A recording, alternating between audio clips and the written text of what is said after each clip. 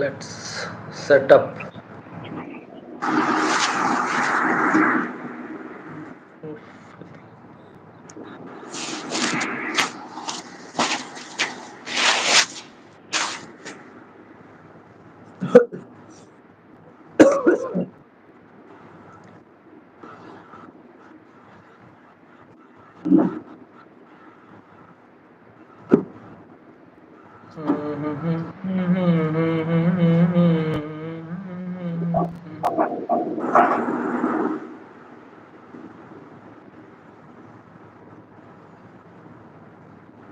ये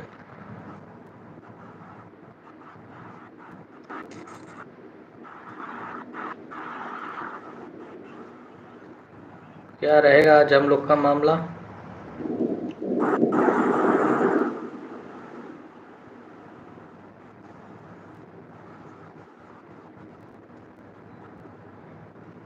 हाँ,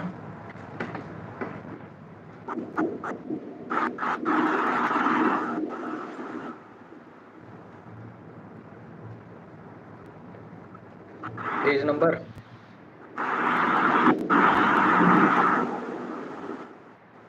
hello. Hello. Yes, बताइए। और नीचे yes, I am listening. yes,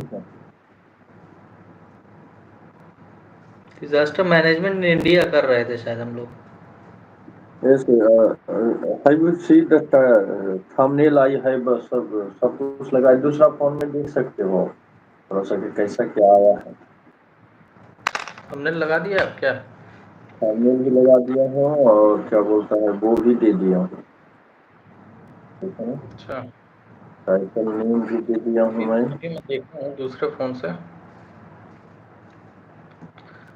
yes, topic for discussion is disaster management. दिख गया। टाइटल भी दे दिया हूँ, टाइटल भी दे दिया हूँ। नहीं, थंबनेल बढ़िया।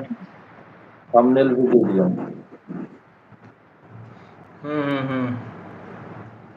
आई am able to C.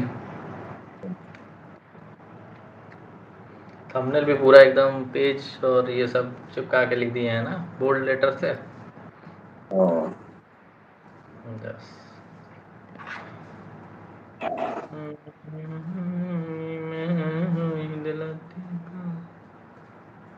Topic बताइए भाई, टॉपिक। टॉपिक है आपका, मैं भी खोला नहीं हूँ, खोल रहा हूँ। 119 पे है शायद कुछ। हाँ, तो इस पे ही होगा आपका। डिजास्टर मैनेजमेंट कर लिए थे कि नहीं कर लिए थे? एट अ ग्लांस वाला कर लिए थे शायद। Cultural heritage and disaster management, ये रहेगा topic.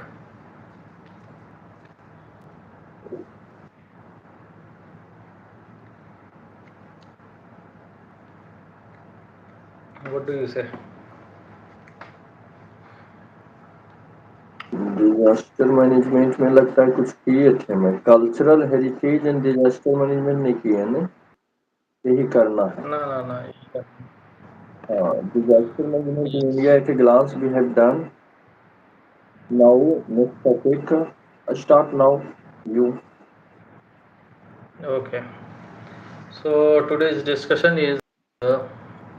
discussion topic is in disaster management. We are taking first topic, cultural heritage and disaster management. First we take why we are taking this topic, and or you can say that why this topic recent in news. So because of climate change induced disaster are increasingly posing a threat to world heritage sites. Now, now coming to the, here is some block legal framework for protecting the heritage site. some we are discussing legal framework for protecting the heritage site. How? So the apex body for the implementation for protecting cultural heritage is the Ministry of Culture, which acts through the Archaeological Survey of India. National legislations that apply to cultural heritage in India include the following: the Ancient Monument and Archaeological Sites and Remain Act, AMASR Act 2010. Second, the Ancient Monument and Archaeological Site and Remains Act 1958 and its rule in 1959. Third and the last thing, the Antiquities and Art Treasures Act 1972 and its rule in 1973.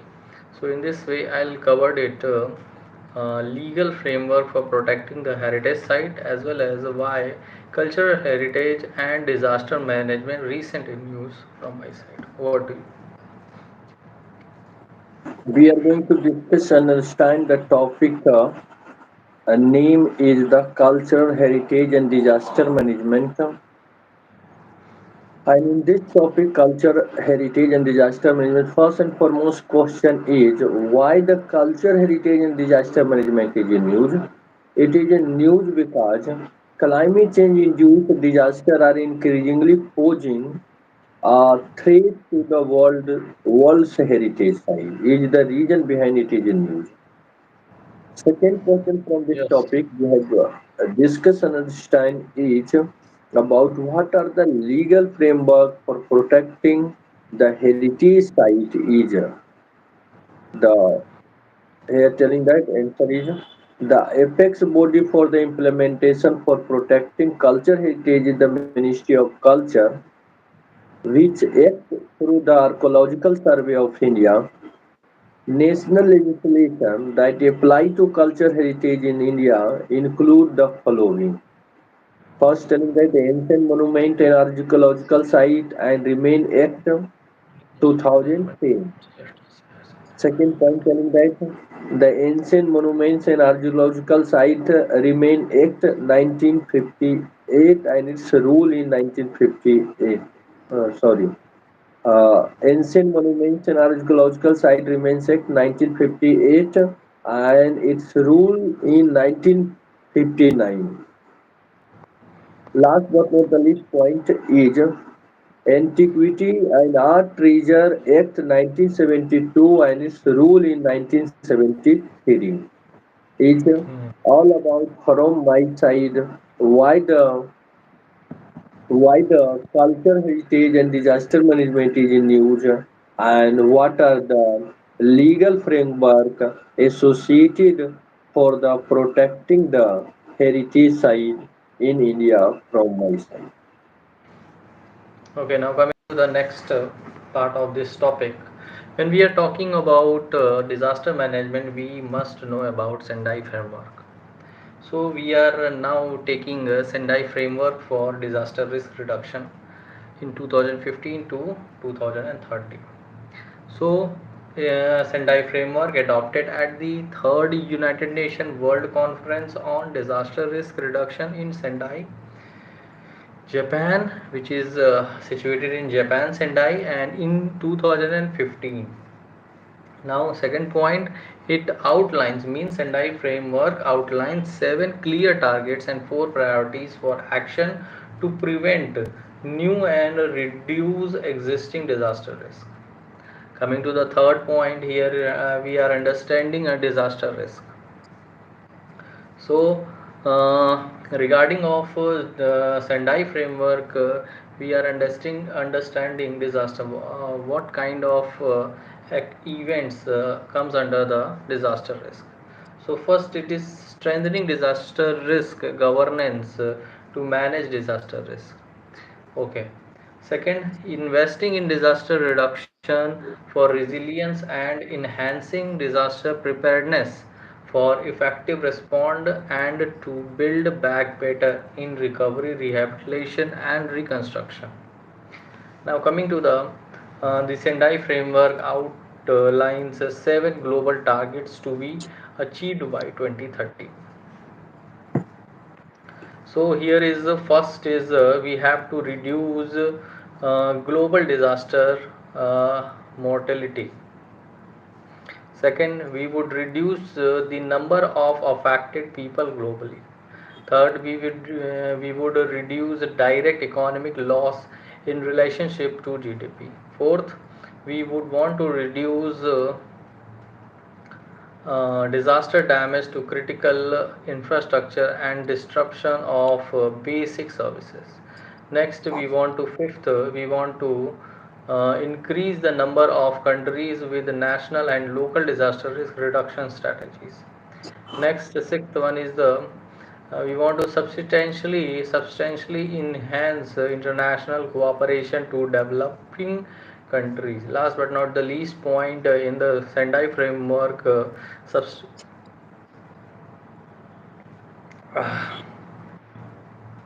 uh, okay, first, okay. And the last one and substantially increases. I think 3 point in substantially increases, and the last one in substantially increases. We want to increase the availability of and access of multi-hazard early warning system. So in this way, we can understand in seven targets and four in the substantial reductions we want to in these targets, and three in we want to substantial increase in their own targets.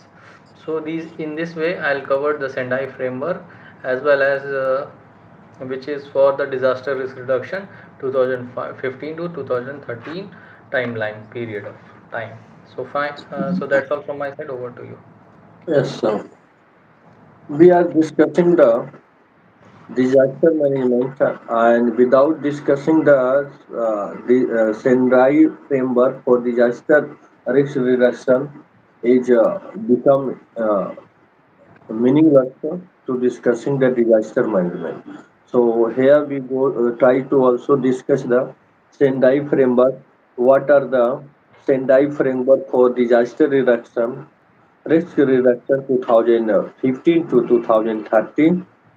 First point in Sendai framework here I would like to share is adoption is the third, means Sendai framework is adopted at the third UN World Conference on Disaster Risk Reduction in Sendai, Japan in 2015.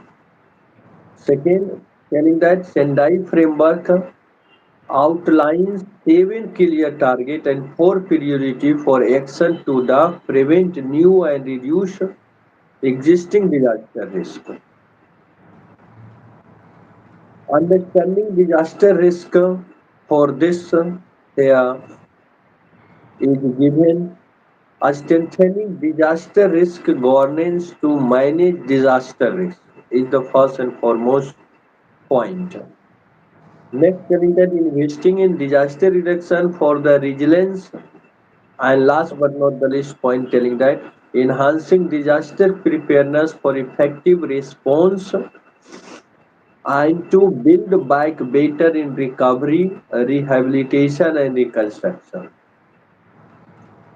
The next challenge is Sendai framework outlines seven global targets, and that too we have to achieve by 2030.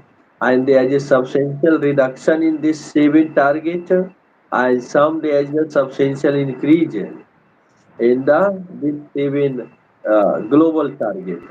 The first we should see the substantial reduction. There is a substantial reduction in the reduce global disaster mortality is the first target.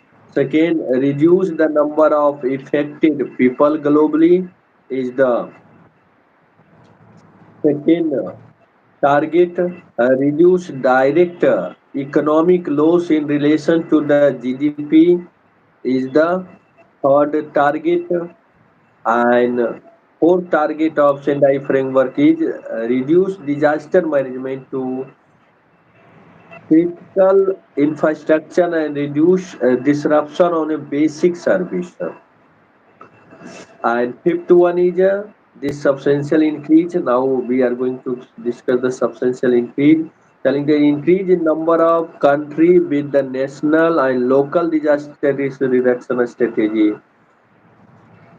Sixth one telling that the substantially enhance international cooperation to developing country. And last but not the least point from my side is the increased availability and access to the multi-hazards early warning system, etc. is all about from my side. What is the meaning of the Sendai framework for disaster reduction risk 2015 to 2030, and what are their seven target? All is from my side. Now is useful.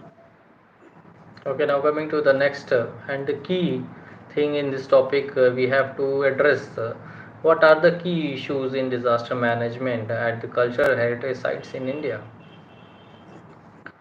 So first point in the under the key issues we are facing like natural vulnerabilities of cultural site concern. For example, the Bhuj earthquake. I think it is in Bhuj is in Gujarat, and the Bhuj earthquake in 2001 caused widespread diverse devastation to both rural and urban settlement, including many nationally and state protected monuments. And also, in 2011, the Sikkim earthquake destroyed many Buddhist monasteries and temples. So now coming to the second point, the key issues.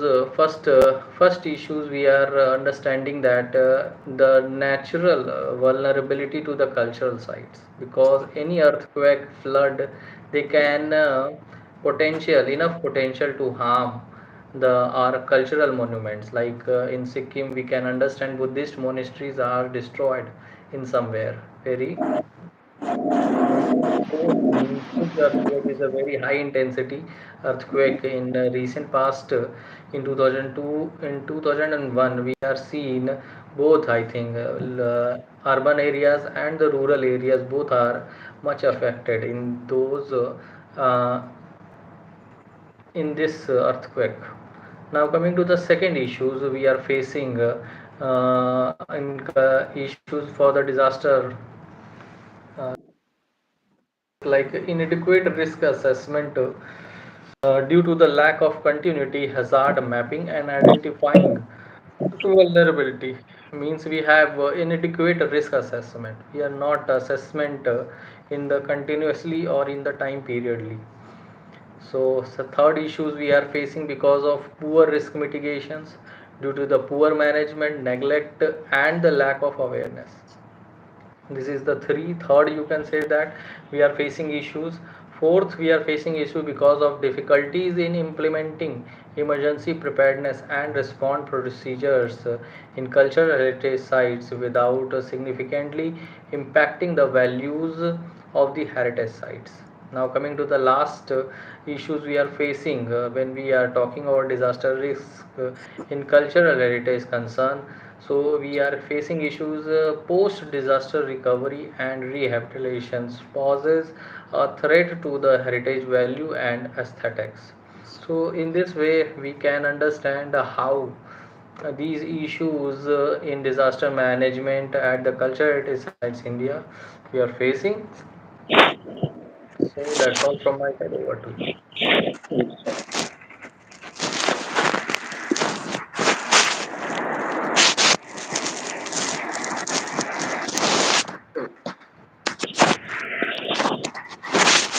Next question we have to discuss and understand is about what are the key issues associated with the implementation of the disaster management at cultural heritage site in India.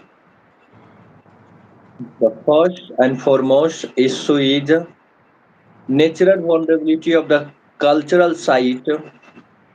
For example, the Bhuj earthquake in 2001 caused widespread devastation to the both rural and urban settlements, including many nationally and state protected monuments. Second example in 2011, The Sikkim earthquake destroyed many Buddhist monasteries and temples. Second issue is inadequate risk assessment due to the lack of continuously hazards mapping and identifying vulnerability. Poor risk mitigation due to poor management and neglect and lack of awareness is the third issue. Difficulty in implementing emergency preparedness and response procedures in cultural heritage site without significantly impacting the value of the heritage site is the fourth issue associated in implementation of the disaster management. Post disaster recovery and rehabilitation pose a threat to the heritage value and aesthetics is the last but not the least key issue associated with the implementation of the disaster management at cultural heritage site in India from my side. Okay, now coming to the last part of this topic, and we are discussing what are the possible way forward regarding of cultural heritage and disaster management. And first, we would collaboration at the various scale and among diverse institutions. Second, we would possible way forward we would mainstreaming and implementing disaster risk reductions approaches, including ecosystem based DRR or ecosystem DR disaster risk reduction as per the United Nations Sendai framework and templates for disaster risk reductions in World Heritage Sites. Coming to the third possible way forward, we would short and long term strategies for enhancing the management capacity of heritage sites and supporting the livelihood of associated communities. Last possible way forward, we would training, capacity building, and raising awareness are central aspect of disaster risk management and must be undertaken at multiple scale. So in this way, I'll cover possible way forward regarding of culture heritage and the disaster management from my side. What? Yes. Next question we have to discuss and understand from this topic is what are the way forward recommended by the expert to overcome the key issue associated with the implementation of the disaster management at culture heritage site in India. Hmm. Collaboration at various scale and among the diverse institution is the first and foremost way forward recommended. Mainstreaming and the implementing disaster risk reduction approach, including ecosystem based DRR economic survey as per the UN Sendai framework and template for the disaster risk reduction in World Heritage Site is the second way forward. Short and long-term strategy for enhancing the management capacity of heritage site and supporting the livelihood of the associated community is the third way forward. And training, capacity building, raising awareness are the center aspect of the disaster risk management and must be undertaken at a multiple scale is the last but not the least way forward recommended by the expert to overcome the key issue associated with the implementation of the disaster risk reduction management at the culture heritage site in India from my side.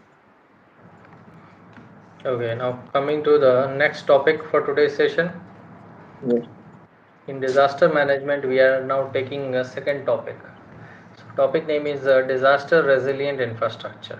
In short, we can say this whole topic DRI in short. So disaster resilient infrastructure. So we are taking this whole topic at a glance first, and first we have to understand what are the definition of disaster resilient infrastructure. So here, how can we understand and how we explain this disaster resilient infrastructure? So disaster resilience is the ability of individuals, communities, organizations, and states to adapt to and recover from hazards, shocks, or stresses without compromising long-term prospect for development. Coming to the second point under here, telling us disaster resilient infrastructures includes vital buildings, public communal facilities, transit system, telecommunications, and power system that are strategically designed to withstand the impact of the natural disaster like a flood, earthquake, or wildfire. So in this way, I'll cover how we are how we are explaining disaster resilient infrastructure. So that's all from my side. Over to you. Next topic we have to going to discuss and understand is the topic name is the disaster resilience infrastructure. And first and foremost question from this topic we have to discuss and understand is what are the disaster resilience infrastructure. Here telling that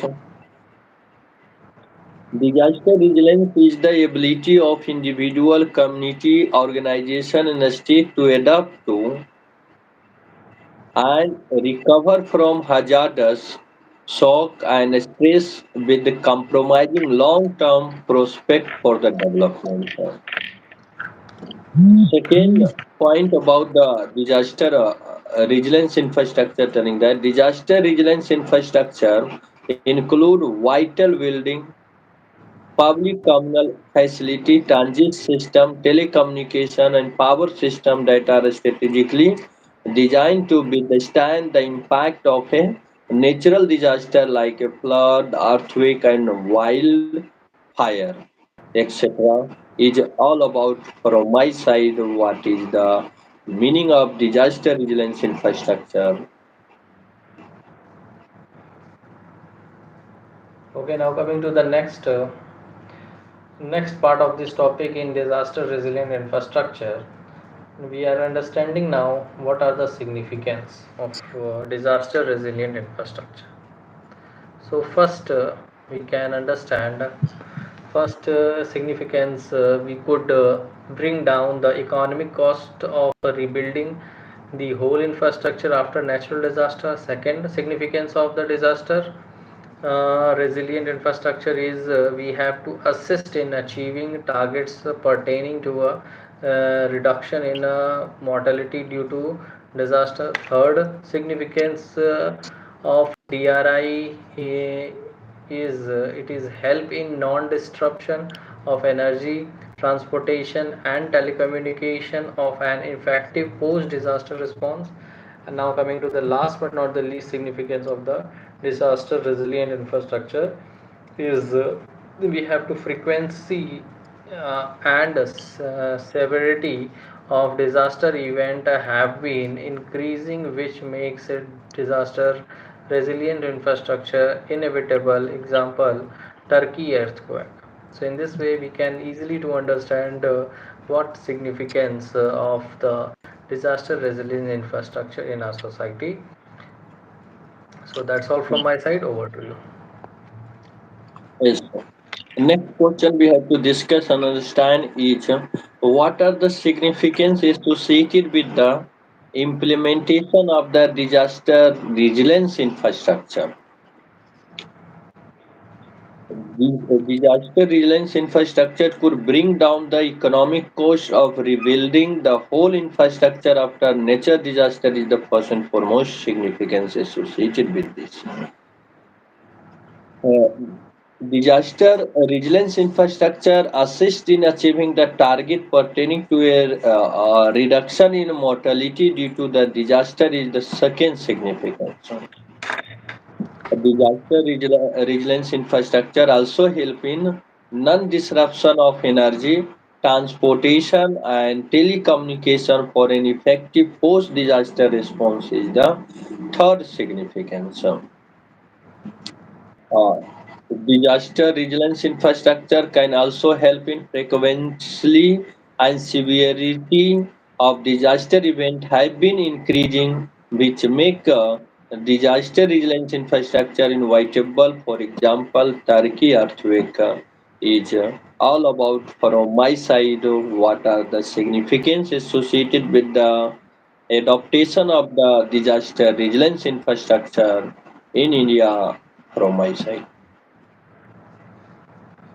Okay, now coming to the what are we have already taken initiatives in the field of disaster resilient infrastructure.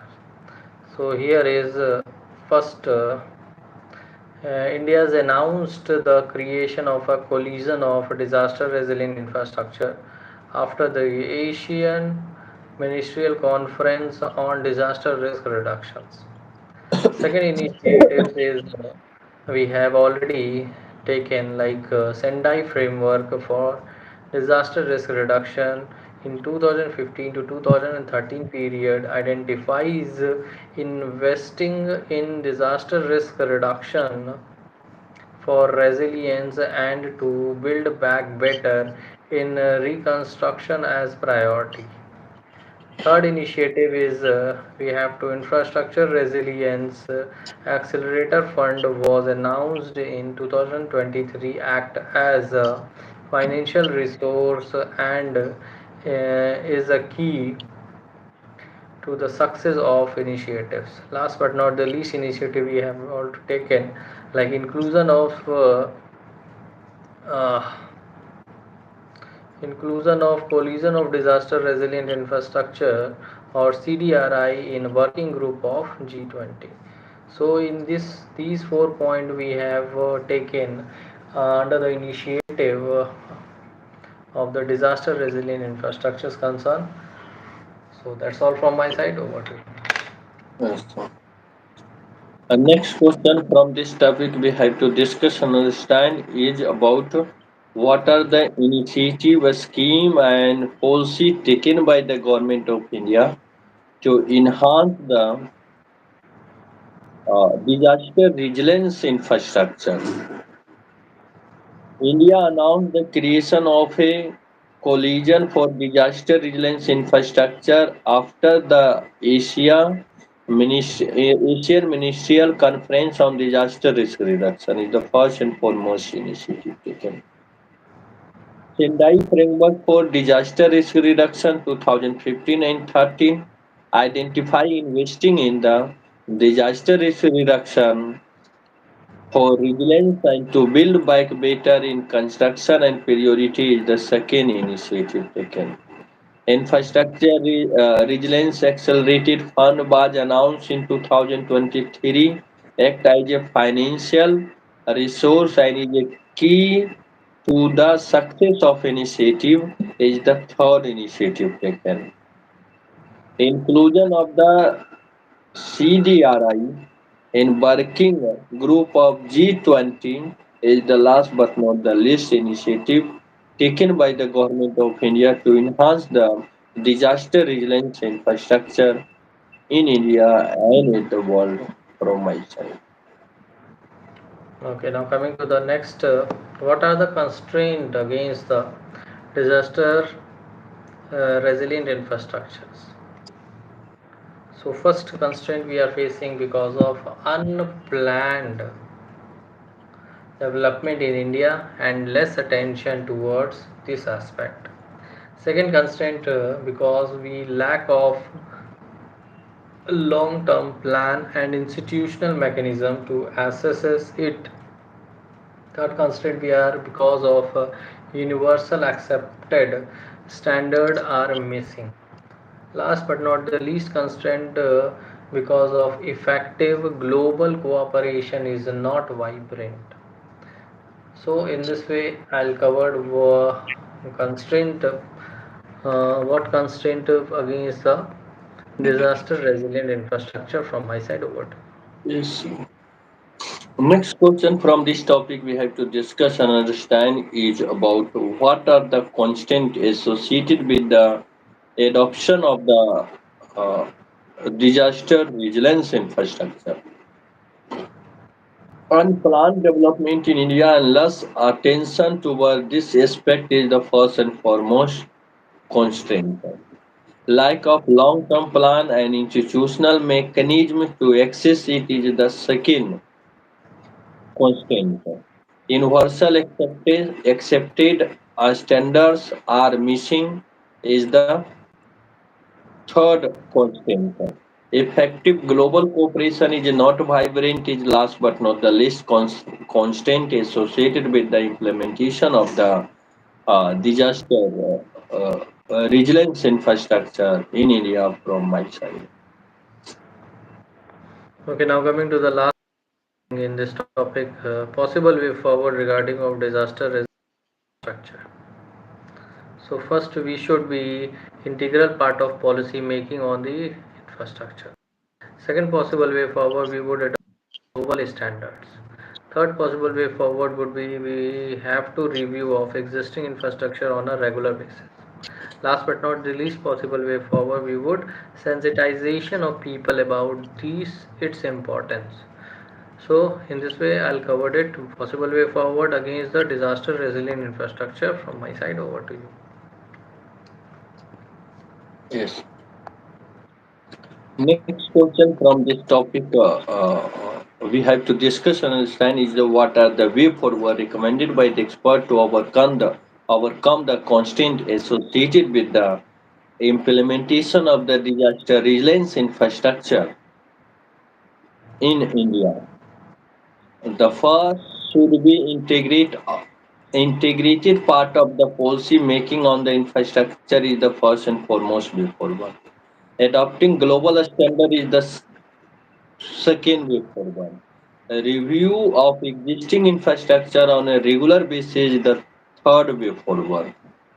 Sensitization of the people about its importance is the last but not the least way forward recommended by the expert to overcome the constraint associated with the implementation of the disaster resilience infrastructure in India from my side.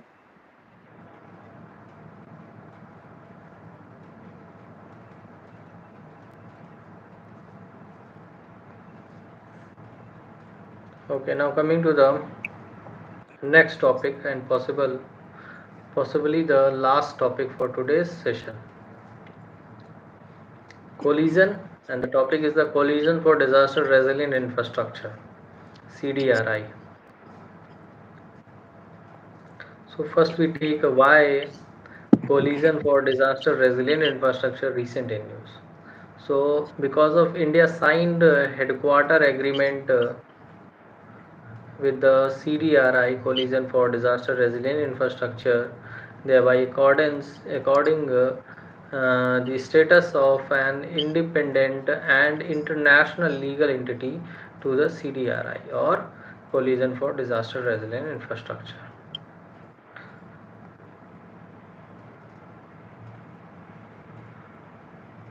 Now coming to the about legal personality. Now we are taking international about the international legal personality. So it is refers to entities endowed with the right and obligations under. This include states, international organizations, NGOs, etc. And it will allow CDRI means Coalition for Disaster Resilient Infrastructures to the first point is deputing expert and also bringing in expert from member countries to the India. Second, deploying fund globally and receiving contribution from members country. Third would be the making available technical expertise to assist countries to develop resilient infrastructure. And the last one is leveraging international engagement to foster disaster resilient infrastructure at home. So in this way, I'll cover about the international legal personalities concern as well as Why collision and disaster resilient infrastructure recent in news? From my side, over to you. So,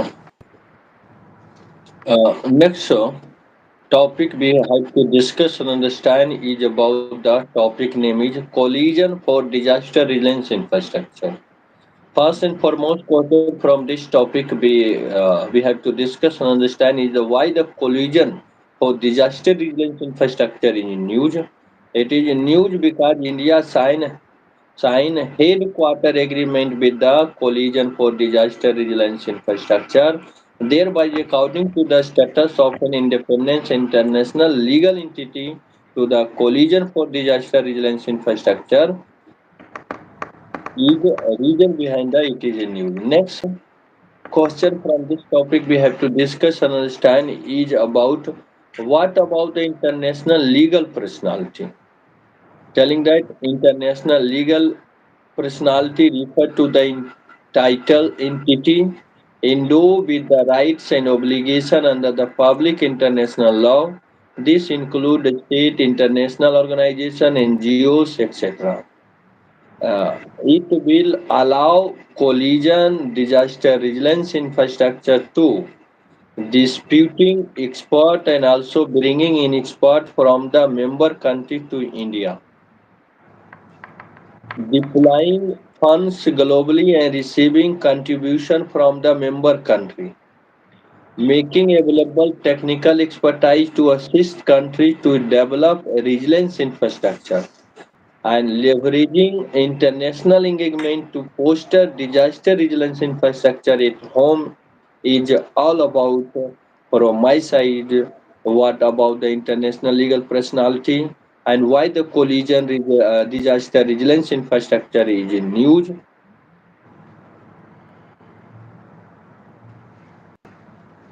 Yes.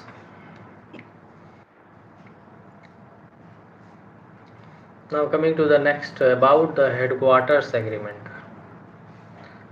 So in short, HQA means headquarter agreement. So headquarter agreement is an agreement between the international organization and host state to determine the privileges and immunities necessary for its good functioning. Second point, it enables CDRI means a coalition for disaster resilient infrastructure to pursue function internationally with all right, immunities and privileges as per section 3 of United Nations Privileges and Immunities Act 1947. India enacted a United Nations Privileges and Immunities Act 1947 to give effect to Convention on Privileges and Immunities of United Nations adopted by United Nations General Assembly in 1946. Now also we have to understand about the collision for disaster resilient infrastructure as well. So what is CDRI?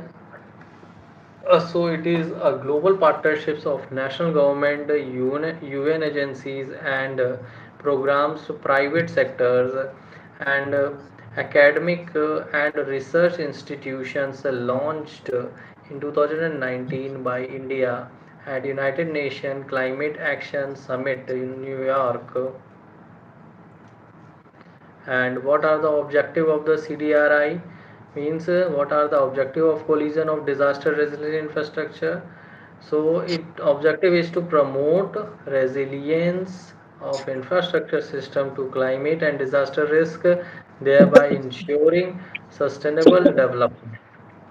So in this way, I'll cover about the collision of disaster resilient infrastructures as well as about the headquarter agreement against the collision of disaster resilient infrastructure. So that's all from my side. Over to you.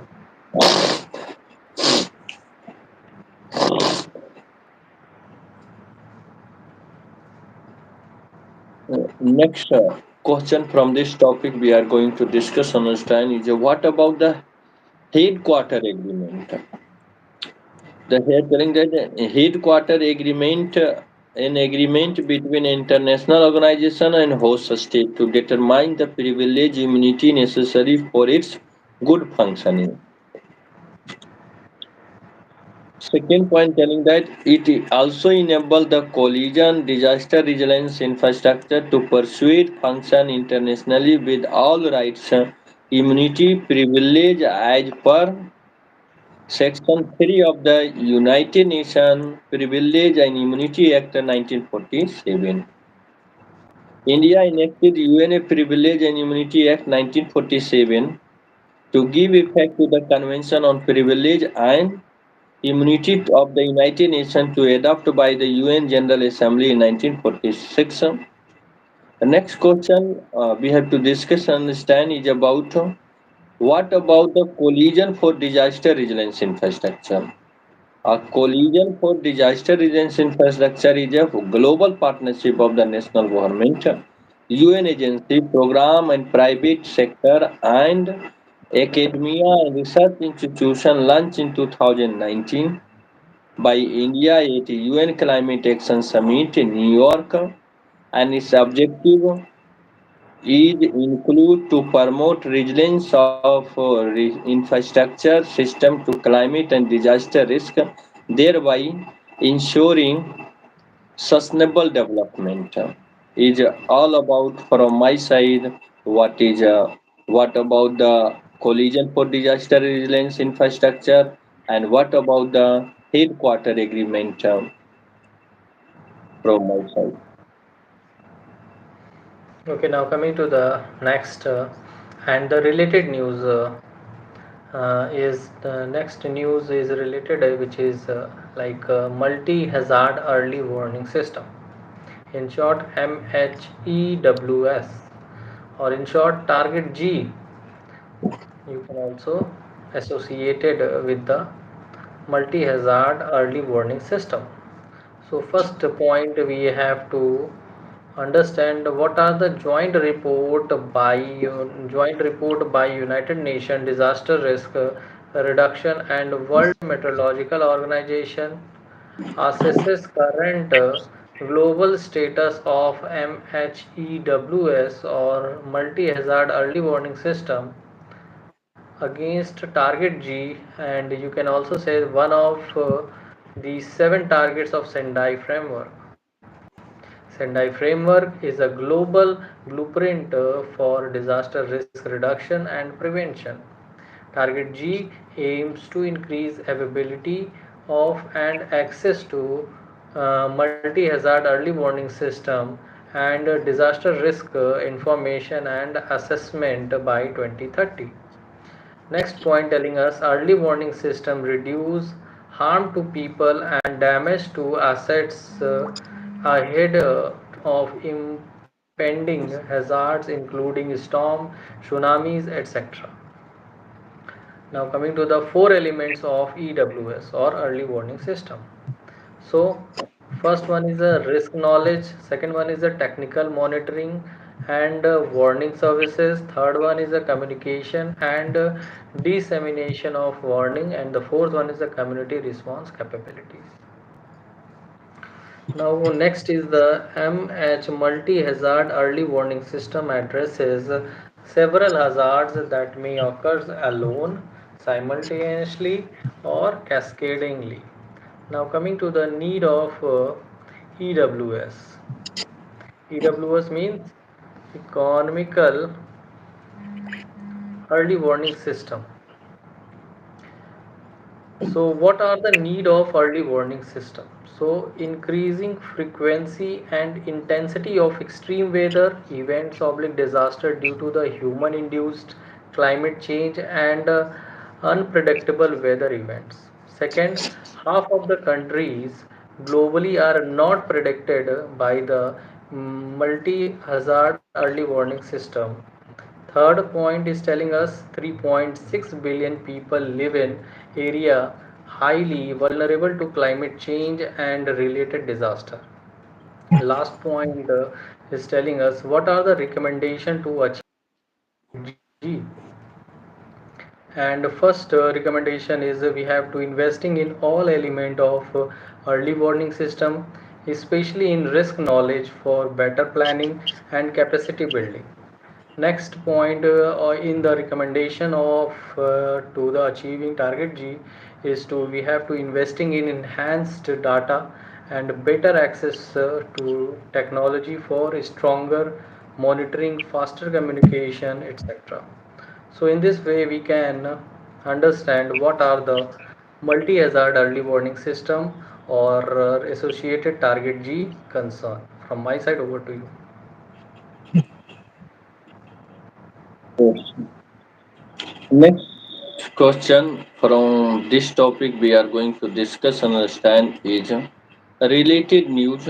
Any related news is the multi-hazard early warning system targeted G. What is all about it? Telling that multi-hazard early warning system target G is a joint report by the United Nations Disaster Risk Reduction and World Meteorological Organization axis current global status of the multi-hazard early warning system against target C, one of the seven targets of the Sendai framework. Telling that Sendai framework is a global blueprint for disaster risk reduction and the prevention. Target G aim to increase availability of and access to the multi-hazard early warning system and disaster risk information and assessment by the 2030. Next point telling that early warning system reduce harm to the people and damage to asset ahead of the impending hazards including a storm, tsunami, etc. Four element of the EW early warning system. First, risk knowledge, technical monitoring, warning service communication, and dissemination of the warning community response capability. Multi-hazard early warning system address several hazards that may cause occur alone, simultaneously, or cascadingly. Next, telling that need of the early warning system. We need early warning system to increase frequency and intensity of the extreme weather event disaster due to the human induced climate change unpredictable weather event. Half of the country globally are not protected by the multi-hazards early warning system. 3.6 million people live in an area highly vulnerable to the climate change and related disaster. Is the all region behind beneath the early warning system. Next point, any recommendation to achieve the target C. Investing in all element of early warning system, especially in risk knowledge for better planning and capacity building. Investing in enhanced data, better access to technology for a strong monitoring and faster communication, etc. is all about from my side. Related news, what is a multi-hazard early warning system target G. Okay, we have understand already what is the multi-hazard early warning system. Now coming to the next section here we can understand what are the initiatives we have already taken in India's concern against the multi-hazard early warning system. So first initiatives we have taken we have Geological Survey of India has developed a prototype regional landslide early warning system. Second initiative we have taken Indian National Center for Ocean Information Services has set up a storm surge early warning system and Indian Tsunamis early warning center. Third initiative we have taken Defense Geoinformatics Research Establishment provides advanced warning of avalanches. So these are three initiatives we have taken in the India's region against the multi-hazard early warning system or target G. So that's all from my side. Over to you.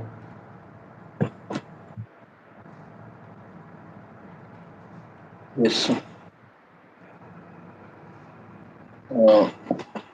Uh, next question we going to discuss and understand is what are the initiative taken by India to enhance the collision disaster resilience infrastructure. Geological Survey of India has developed prototypes. Regional landslide early warning system is the first and foremost initiative taken by the India. National Center for Ocean Information Service has set up a storm surge early warning system, India tsunami early warning system, etc. is the second step and initiative taken. Defense geoinformatic research establishments provide advanced warning of avalanches is the last but not the least initiative taken by the India in this regard. Next question, we also going to see what are the global level initiative taken for the enhance the collision disaster resilience infrastructure. Early warning, early warning for all initiative of the World Meteorological Organization aim to ensure that every person on the earth to be protected by early warning system by 2027 is the first and foremost initiative taken at the global level. Global Basic Observing Network to generate and exchange basic weather and climate data is the second initiative taken at the global level.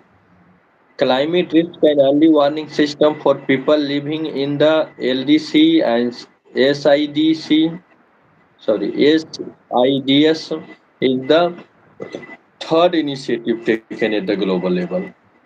Risk informed early action partnership to enhance collaboration is the last but not the least initiative taken by the global level to enhance collision disaster resilience infrastructure at the India and at the global level from one side. Okay. Now coming to the next from my side, I'll take in what are the global initiatives concern of early warning system or multi. You can say that the multi hazard early warning system target G.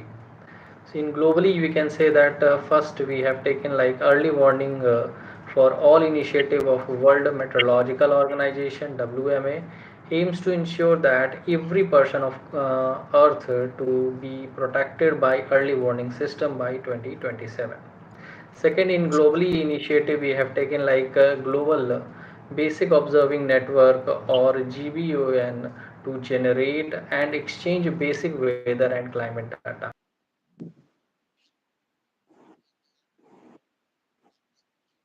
Climate risk and early warning system for people living in the LDCs and SIDS. Now coming to the last global initiative we have taken against them under the is the risk informed early action partnerships to enhance collaboration. So in this way we can understand what global initiatives and the nationally we have taken initiatives against the multi hazard early warning system or target G. So in this way I'll covered it. So over to you. Yes, we have also discussed that point already. Okay. So I think we have enough discussed. I think discussed how many topics for today's session? Three topic. Three topics. First, we have recent collision for disaster resilient infrastructure, and second one is a disaster resilient infrastructure. I think two topics, no?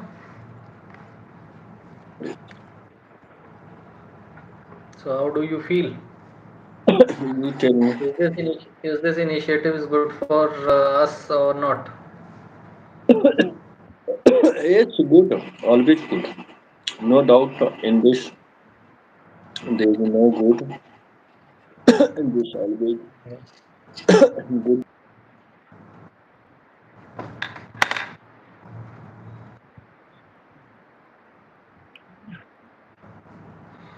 Just I think I feel that this discussion maybe influence other people who are join us in between our discussion. They are also, you can say that, benefited for this discussion. At least they can understand how to take a topic, or you can say that they're structuring the answers in their examination, like UPSC or any state examination. How do you feel?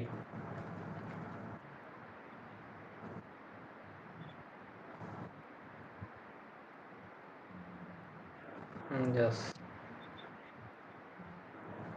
Otherwise, I think if any one person is just listening our discussion, not doing anything, they can easily understand what are the things associated with those topics. Means what are the disaster resilience infrastructure, what are the things associated, like what we should do. Means in general awareness we have to aware the people via this channel.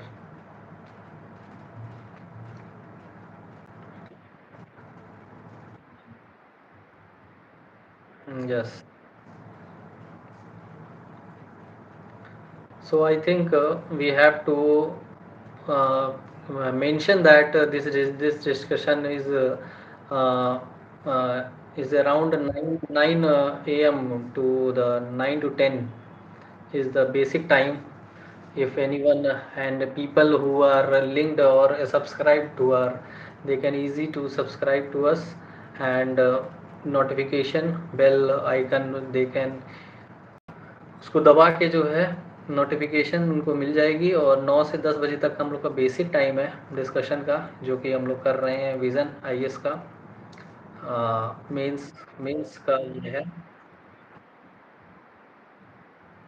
आपने 8 लिखा है, कोई नहीं, notification रहेगी तो लोगों को पता चल जाएगा। अभी हम लोगों ने ये इनिशिएटिव स्टार्ट किया है, तो नए हैं, तो ये इनिशिएटिव हम लोग प्राइवेट करते थे 1 to 1। आई थिंक इसे यूट्यूब पे करने का, आई थिंक ये सबसे बड़ा रीज़न यही था कि जो है कि हम लोग चाहते हैं कि और भी लोग जो है इससे जुड़े और इससे बेनिफिट हो, मतलब उन्हें एटलीस्ट पता हो कि जो है किस तरीके से जो है मेंस को टैकल करना है, किस तरीके से जो है सही जो है रिसोर्सेज कौन से होते हैं, और किस तरीके से जो है उसको किया जाए। और भी चीज़ें हम लोग इससे एसोसिएट करेंगे, उसके लिए हम चाहेंगे कि जो है लोग हम लोग को जो है सब्सक्राइब और। जी जी जी बिल्कुल।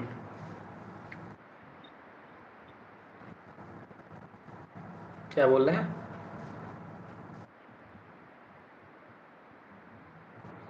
नहीं नहीं, मैं देख तो रहा हूँ, देख रहा हूँ देख रहा हूँ। नेटवर्क का इशू है।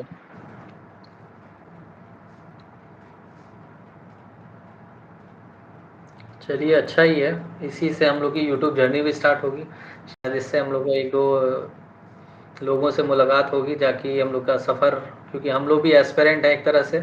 हम लोग अलग लेवल पे भले हैं, लेकिन बिगनर्स के लिए तो हम लोग गाइड कर ही सकते हैं। क्या? एटलीस्ट वो गलत रास्ते पे ना जाए, एटलीस्ट सही रास्ता चुनेंगे तो जल्दी पहुंचेंगे। इसकी आशाएं तो हम लोग करते ही हैं, क्यों कि इस जर्नी में जो गलतियां हुई हो, एटलीस्ट आने वाले जो नए एस्पिरेंट्स हैं उनके लिए ये गलतियां ना हो, और वो इजीली जो है राइट पाथ को जो है चूज़ करके जो है अपनी मंजिल तक पहुंच सके। सो इसी बात से हम लोग विदा लेते हैं और कल मिलेंगे। So I think close this session, we will meet next session around 9 a.m. to 10।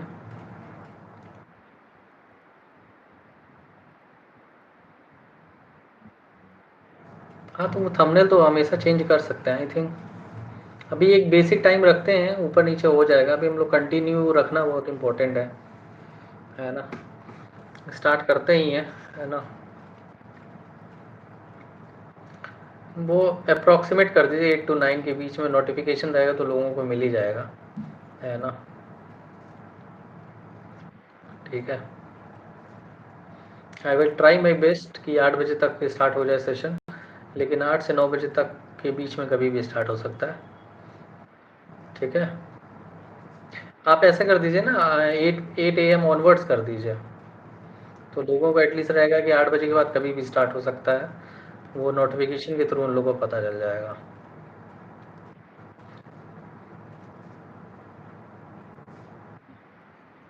ठीक है, चलिए फिर, see you tomorrow. Okay, have a good day.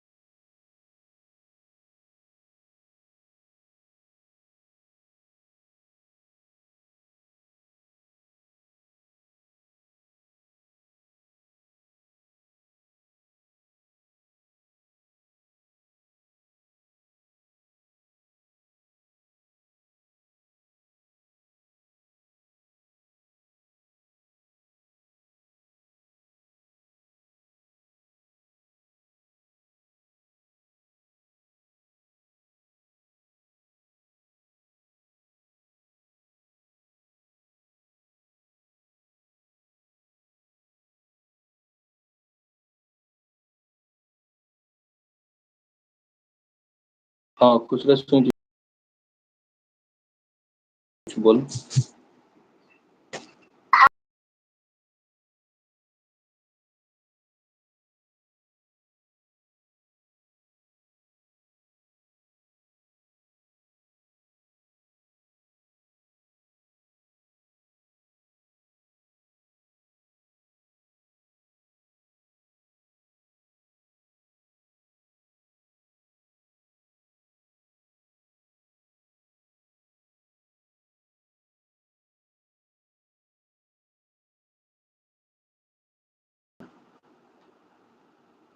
ठीक हो सुनीता।